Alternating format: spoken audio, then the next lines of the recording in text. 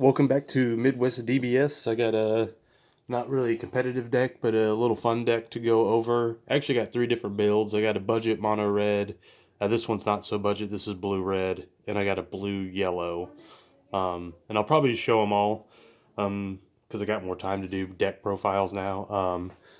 This one is basically blue red frieza prison. This card right here has a permanent. You cannot include battle cards with energy cost 3 or lower. So basically, it cuts you off from running any super combos. But as an activate main, you can look at your top 5 cards, take any red extra card from among them, put it into your hand, and then shuffle your deck. It also has, when it awakens, it draws 2 cards. And then on the opposite side, it has 2 abilities. One is just activate main, draw a card. So you don't actually have to swing down a battle card to draw a card, or you don't have to swing at a leader to draw a card. Um, the other auto is when this card is attacked by a battle card, you may choose one red Frieza army card in your hand and place it in your drop, negate the attack, and then negate that skill for the duration of the turn. So we do play some Frieza army card. Thing is, pay attention, is Frieza clan won't work, so it actually has to be Frieza army. So just keep that in mind. We'll go on to the deck. So first off, we're going to be playing 4 Kaba's Awakening. This is kind of like your pseudo super combo. It costs 0, and you can choose up to one of your red cards. So you can choose a leader, or you can choose a battle card. It gets additional 6,000 power for the duration of turn. So a lot of times this will out combo pesky things like crit attackers that take a life because they go to 15. And then you just play this and put it at 16 and out combo. So there's that. We are blue-red, so we are running Sensu Bean as well. Sensu Bean is just good to untap more energy on offense, and then it's also very good defensively. In this deck, you're generally going to be using it for defense to make your leader just too big and shut down turns, or make you not have to combo as high. Next, we have After Image Technique. It's basically a counterattack. Either costs 1 red, or you can do it for free if you have Sparking 5 and you can take a life to do it. What it does is it basically makes your card really big and their card smaller. It gives a negative 10 to their card and gives a plus 40 to your card. So it makes it really hard to combo through. And if they're real small, then obviously negative 10, you can just kill a card. Next is Paralysis Technique. This card came out in Clash of Fates. It's a 1 red counterattack, negate the attack, then all of your, and if your leader is red, which it is, Frieza's army, which it is, all your opponent's battle cards get a negative 5,000 power for the duration of turn. Battle cards and their leader. So basically, it negates attack and then makes their following attacks a lot weaker than what they would think. Final Guardian, one of in the main. I would play more of these in the sideboard with another card that basically, when you combo with it, you can go grab from the deck and put it in your drop. Because with a lot of the decks now, with Gohan and Surge Piccolo, they're forcing you to discard cards. This card's a lot better because if it's one of the cards they choose you to discard, then so be it. So 1 in the main, I definitely play more on the board. 3 Denial of Hope, still a good counterplay. It's not seeing as much play as usually, but in a deck like this, Denial of Hope's still a really good counterplay. It basically, anything that's 20,000 power or less, it gets placed in their drop instead of coming into play. Couple multicolor cards. Instinctive Reprisal is it's a counterattack, and it negates the attack. Then you choose up to 2 of your opponent's leader cards and your battle cards, and they get negative 10,000 power for the duration of turn. So once on the theme of negating attack and making other attacks not that great.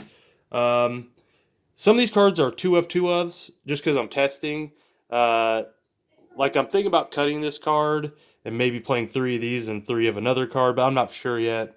I just try it out and see what you like. Next is Tyranny's Cost. It's basically blue and red, and you get to draw 2 cards.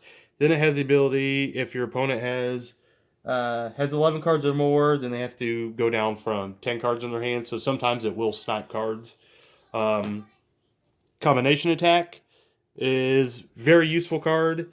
It's activate battle. You choose up to one of your opponent's battle cards as an entry cost of 5 or less, and you return it to their hand. Then choose up to one of your red or blue energy and switch it to active mode. So it basically, if they swing and combo in, since it's activate battle and they combo that card up, you can do this, bounce it back to their hand so they lose all that combo power, and then you get a restand in energy for more defensive plays. Next, Sleepy Boy technique. I think two's the right spot because you want to play a lot of negates in this deck, but you want your negates to scale, and you don't want to get caught with too many of these in your early. So you want like one drop negates, followed by 2 drop on turn 2 or 2 1 drops, and then you generally want to see this probably around turn 3 or 4. But what it does is it negates the attack, then you get to draw 2 cards, then you choose one of your opponent's battle cards and return it to their hand. So essentially, it can negate an attack, and then if you catch them with not enough energy, the card you want to bounce, they haven't attacked it yet, is one they can't replay that turn. Loyal Kokono. Um, it's basically just in there to combo. You combo, you pay 1, get a 10k, and when you combo this card, you can choose one of your extra cards from your drop and return it to your hand. So it doesn't state mono red, so you can choose any of the red extra cards I showed or any of the blue red extra cards and return those to your hand. Next, since we're still in blue red, still one of the best counterplays in the game. It's just a stop all. Ultra Instinct, Son Goku. It's a counterattack or counterplay. When you do it, you can bounce one of your opponent's cards, ignoring bear, and turn it to their hand, and you get to draw a card, so it replaces itself as well. Since we're in red, we play Topo. Generally, if you're in red, you want to play 4, but I did make some room to play another one, a different negate, so I bumped it down to 3, but you never want to play less than 3 if you're in red. Play 3 or 4, generally, if you own the card. If you don't, just play as many as you have, because it's just a great card, and it stops down decks from going wide. Another card we have is Frieza, no introductions needed. Basically, it's essentially negates for instead of the 4, it negates for a red and one of any other color, and then has activate main on your next turn. You can play red, red, blue, and you can evolve a 5-drop Frieza card on top of this. So the one you're wanting to drop is we play 3 Frieza, full power Frieza, 100% overdrive. This card you can play for 5 or evolve on top of the other one, but this card is just bonkers good. It's a triple strike first off, so it's hitting hard. And then when it attacks, you choose all your opponent's cards, ignoring Barry, and they get negative 30,000 power for the duration of turn. Also has an interesting ability. When you neg your opponent's battle cards, they have to mill cards. So this will do it, and you play a lot of other cards that neg cards. So not necessarily that you are going to mill out your opponent. That's not the strategy, but there are times where the game goes long. That very likely could happen that you just mill them out when you have one of these in play. Next, we have Vegeta exploiting weakness is a 2 of. It's a counterplay. Since your leader is red, you get to reduce the cost by 2.